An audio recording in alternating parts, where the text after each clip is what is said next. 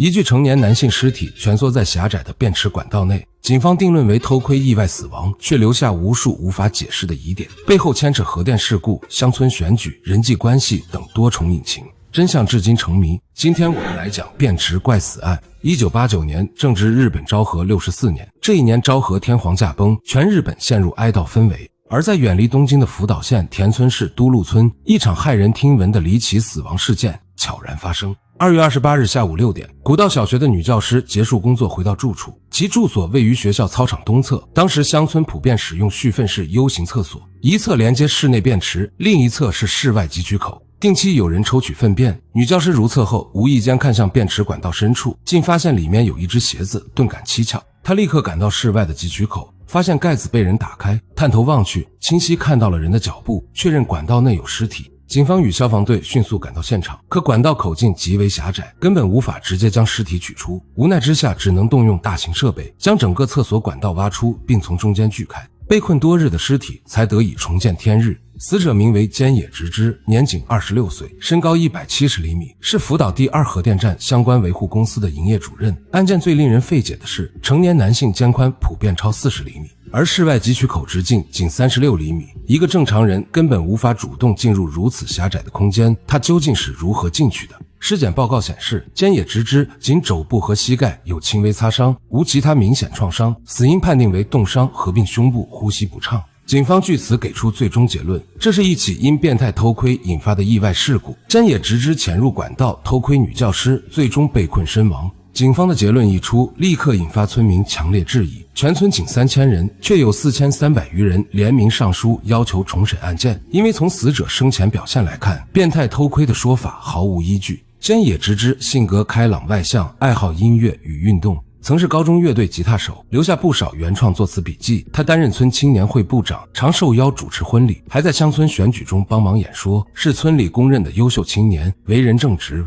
善於交際，絕非猥瑣變態之人。村民們根本无法接受這樣的定論。更關鍵的是，案件存在多個肉眼可見的漏洞，直接推翻偷窺動機。第一，無偷窺對象。昭和天皇去世後，公眾享有3天假期，女教師早已休假離開住處，菅野直之與女教師相識，必然知曉此事，根本不存在偷窺的前提。第二，進入方式反常。若真是偷窺踩點，正常人會以下半身先進入試探，可菅野直之卻是頭部先鑽入管道，這種方式極易被困，完全不符合常理，絕非主動為之。第三，現場細節詭異。菅野直之被發現時全身赤裸，僅胸口抱着一件白色毛衣，一只鞋子在頭部位置，另一只卻出現在遠處的河堤旁。一個主動偷窺的人為何要脫光衣服？為何鞋子會分散在兩處？這些細節完全無法用意外偷窺解釋。這起案件絕非簡單的意外，其背後牽扯福島當地的核電事故與鄉村政治選舉，種種線索指向事件另有隱情。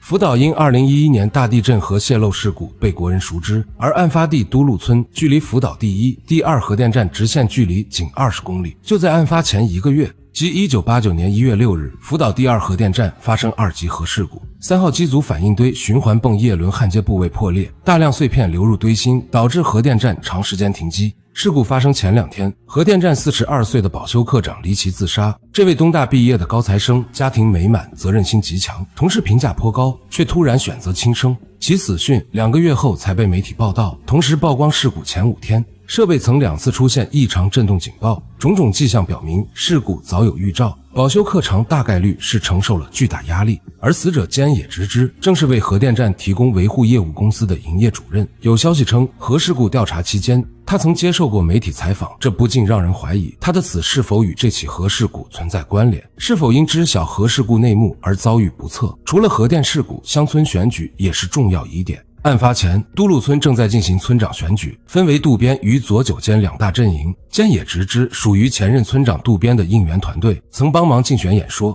但2月18日競選最後一天，渡邊陣營邀請他參與最終演說，他卻斷然拒絕，轉而前往朋友家，坦言對渡邊花費上千萬日元進行金錢選舉深感失望。最終渡邊成功當選村長。有傳言稱，菅野直之的反對態度讓渡邊懷恨在心，其死亡或許與選舉派系鬥爭有關。此外，發現屍體的女教師，其未婚夫是同校教師，也是村青年會會員，與菅野直之是好友。而未婚夫的父親正是渡邊陣營的競選參謀，人際關係與選舉勢力相互交織，讓案件更顯複雜。關於女教師，村裡也有諸多傳言。她是專科畢業，卻能進入小學任教，被傳是走關係入職，且私生活不檢點，與多名村民關係曖昧，甚至有說法稱她與菅野直之私下交往。此前女教師曾收到騷擾電話，有猜測認為菅野直之查到了騷擾者身份，因此被報復殺害。但騷擾者自稱案發時不在村中，且僅因騷擾電話殺人，動機過於牽強。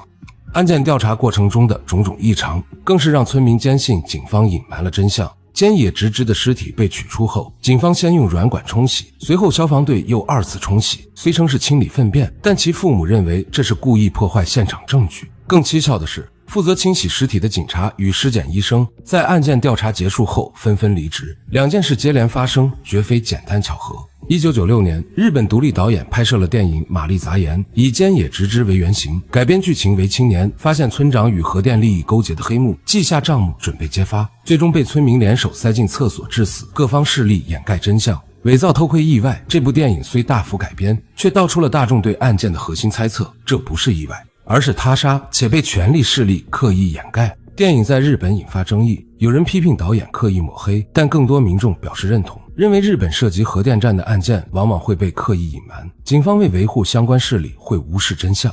草草結案，當時福島本地曾發生購物中心屍體焚化案，警方牽強解釋為自燃，民眾早已對當地警方的公信力產生質疑，而這起廁所死亡案的相關討論也曾被平台短暫和諧，導演張貼的海報也被立刻撕下，背後的壓制意圖十分明顯。福爾摩斯曾說，排除所有不可能，剩下的即使再不可思議也是真相，結合所有線索可逐一排除可能性。首先，偷窺說徹底排除，女教師不在家，无偷窺动機，进入方式也完全違背常理。其次，自殺不可能，菅野直之性格積極，無自殺傾向，即便遭遇挫折也不會選擇如此屈辱，极易被誤解為變態的方式結束生命，最終只剩下他殺這一可能。且結合屍檢結果，菅野直之並非死後被拋屍，而是活着被塞進管道，最終凍死窒息身亡。還原案發經過，大概率是這樣的：2月24日是天皇大喪之日，上午菅野直之告知家人出門片刻，開車前往農協，將車停在停車場，鑰匙都未拔下，